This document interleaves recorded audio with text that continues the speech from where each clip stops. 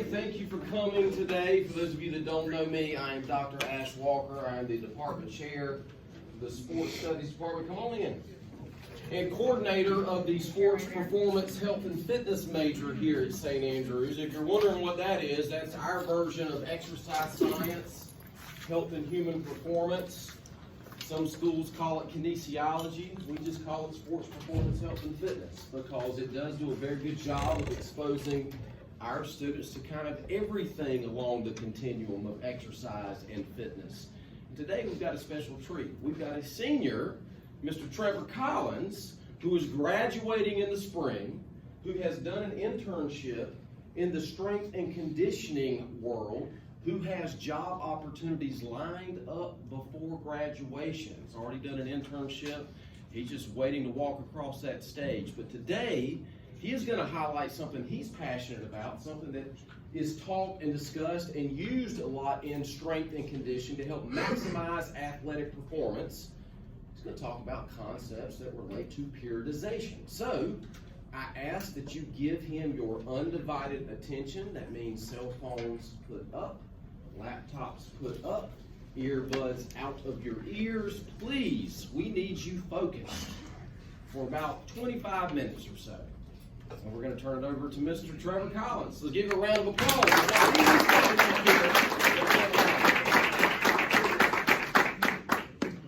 Hey guys, today I'm going to go over periodization, program design, whatever you guys like to call it. What is periodization? Periodization, just to dumb it down, just optimize outcomes at predetermined times.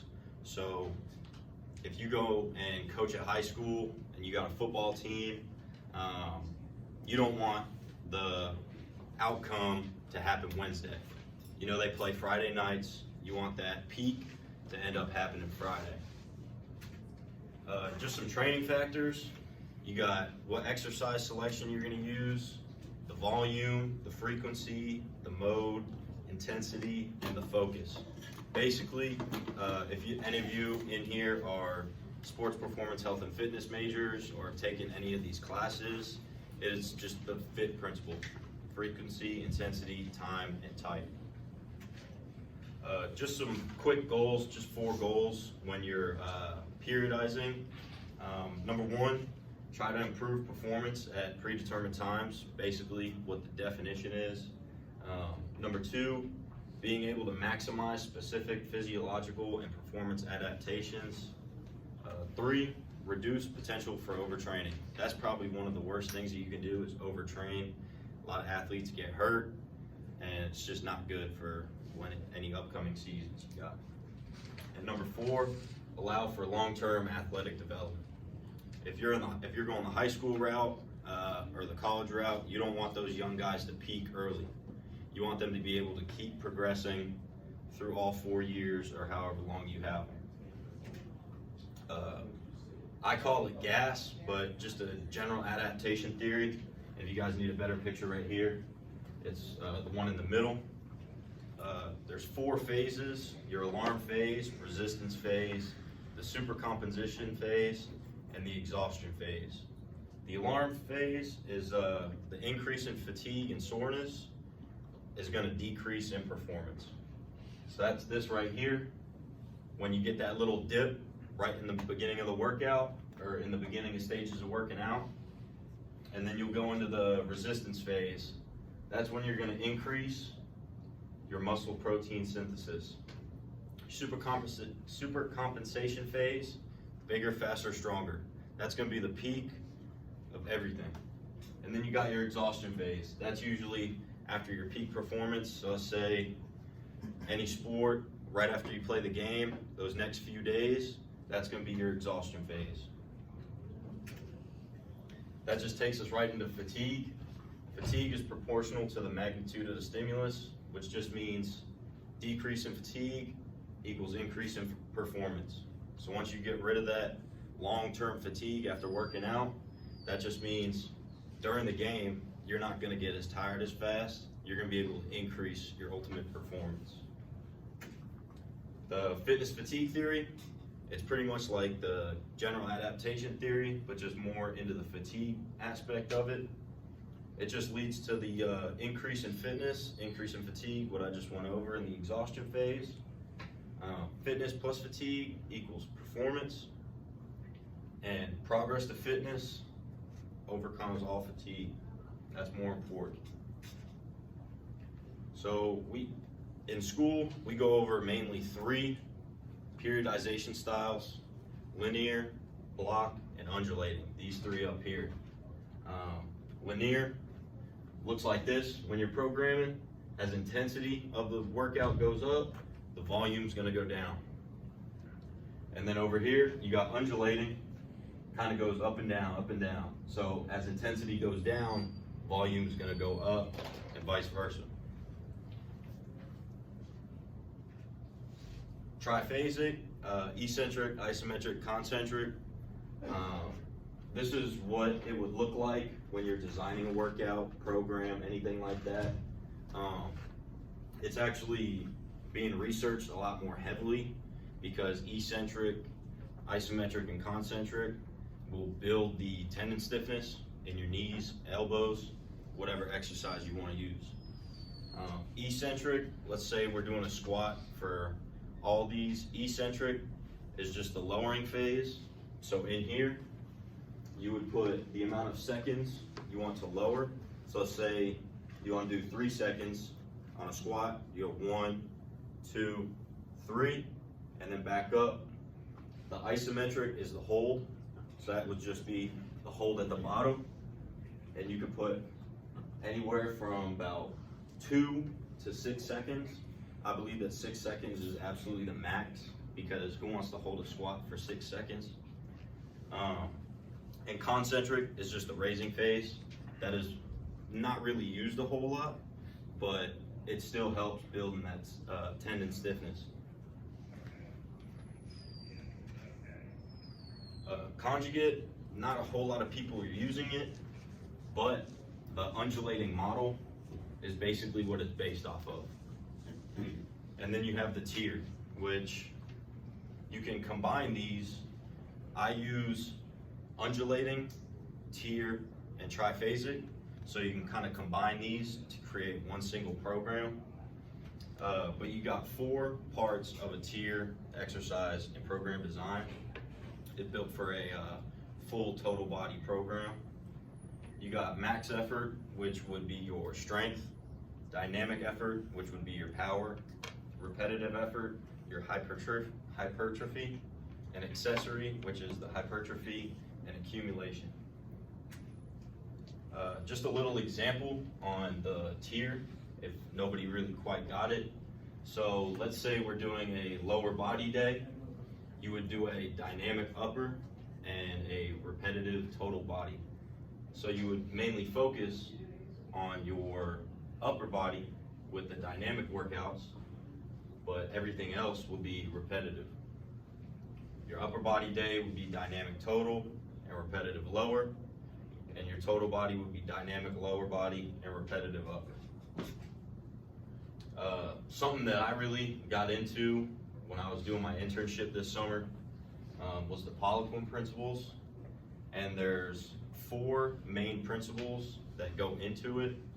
The first one is the Borg principle, neurological normalization. That just means you want, after doing workouts for quite some time, you're going to start to normalize them. You're just going to keep going and going and going, and once you learn the form correctly, it'll just come natural. Just being able to shift the repetition ranges. Strength comes within 3 to 6 reps, hypertrophy 8 to 12, and endurance 15, and however much you want. Time under tension. This is for a whole set that you use. So 30 to 70 seconds time under tension usually focuses on strength. 20 to 40 seconds time under tension, increase hypertrophy, and 240 plus seconds time under tension is increased hypertrophy. The last principle is the yin-yang principle, just neural recuperation, and I have an example here, biceps, triceps, because typically you don't want to do biceps and triceps every day. That's kind of like your rest day where you're doing accessory lifts. But you're just trying to get your athletes to recuperate, which goes into that exhaustion phase. Quick overview of macro cycles. Increase in muscle means increase in motor units, increase in fiber diameter, and increase in the tendon stiffness. As you see right here, hypertrophy is the base of everything, and then you got power, speed, and strength. Hypertrophy is the base of everything because it's more important than building your speed, strength, power, quickness, agility. That's over everything. When you're coaching or you want to create your own workouts and stuff, warm-ups are probably the most beneficial thing to you. Before warm-up or before workouts, you want to do dynamic warm-ups because static is not as good for you as dynamic, just so you can get your body warm. Just a few questions when you're trying to create a warm-up. Is the workout inside in the weight room? Is it in the gym? Or is it out on the field for any sort of speed training or practice? And while your athletes, if you guys are going into coaching, while your athletes are performing these warm-ups, it's a great time to assess them instead of having to have them do 40-yard dashes, vertical jumps, checking to see their flexibility or anything. And you can just do that by checking their stability, mobility, and flexibility. So a few examples that I'm going to pick out from a weight room warm-up. You got high plank to downward dog. You're going to be checking the ankle flexibility and your hip mobility and flexibility as the athletes push their butt to the sky. And then you have drop squats with a hold on the last rep for 10 seconds. You're going to be checking ankle flexibility, ankle stability, and then hip mobility and flexibility. And then right here, this would be a field warm-up if you're going into a speed training program or an agility program. Walking on your toes and heels for about 25 yards down and back. That will really check your ankle flexibility, stability, and mobility, all three of them in one.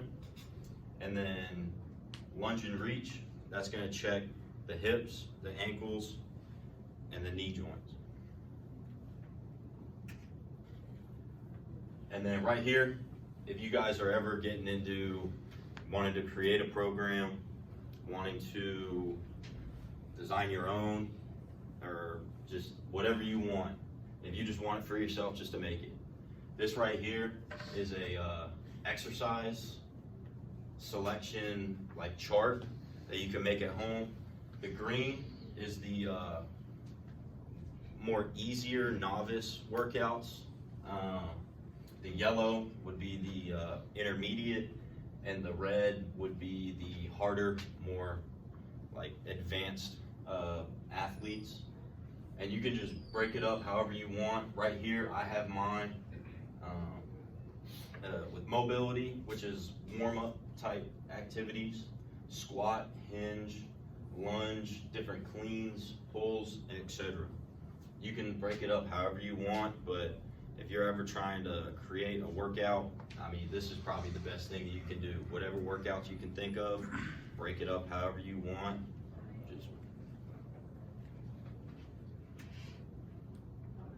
And then right here, if you guys are getting into certified strength and conditioning, that's what I'm going for. This book right here, if you, is anybody in here a sports performance health and fitness major? Right there. So in senior seminar, you guys are going to be taking this book and going through it. It's a certification review. And then I'm also a member of the National Strength and Conditioning Association, that second one up there. I'm a student member, and that's where I will be getting my certification, hopefully this coming next semester. And then another person that I got a lot of my information from was Kyle Jackson. at Audrey Kell High School. He's the strength and conditioning director, and I'm in contact with him probably 2-3 times a week, just seeing if I can get GA spot, see if there's any job opportunities opening up. So I mean, being able to do internships, I mean, you're gonna learn a lot, and that goes for everybody. But